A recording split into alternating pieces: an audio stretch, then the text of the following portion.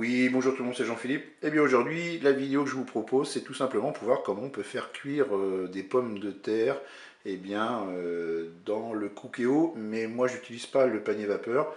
Je vais tout simplement mettre directement les pommes de terre dans la cuve. Alors, comment je procède? Ben, c'est très simple. Je vais déjà choisir des pommes de terre à chair ferme. Si je veux faire éventuellement de la purée, eh bien, je prendrai une autre catégorie de pommes de terre. Et puis ensuite, le temps de cuisson, il va dépendre de quoi? Eh bien, de la grosseur des morceaux de votre pomme de terre. Là, par exemple, si on regarde la pomme de terre entière ici, eh bien là, on fera cuire 5 à 6 minutes.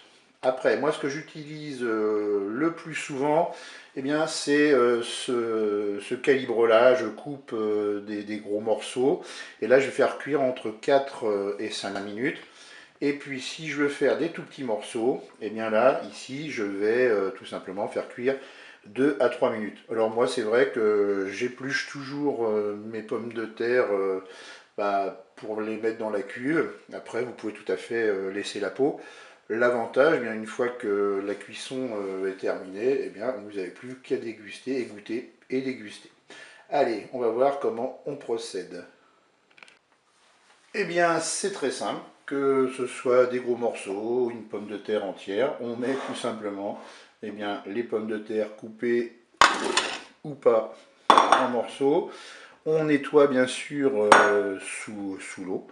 On met tout ça dans la cuve et on va verser de l'eau. Voilà, la quantité, peu importe, le minimum c'est 200 millilitres. Et puis ensuite, on va programmer notre cuisson. Eh bien pour la cuisson, on passe en cuisson en mode manuel, pardon, en cuisson sous pression ou cuisson rapide.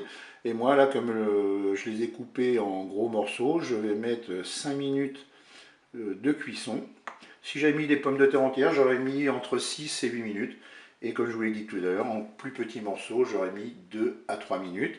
Avec un départ immédiat, je ferme mon couvercle. Et c'est parti pour la cuisson. Je vous dis à tout à l'heure.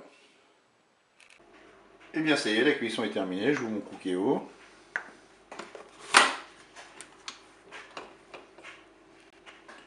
Maintenant je vais tester la cuisson de mes pommes de terre, je vais voir si elles sont assez cuites. Et bien là, ça me paraît pas mal du tout.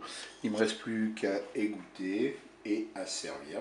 Et bien j'espère que cette petite vidéo vous aura éclairé sur le temps de cuisson des pommes de terre.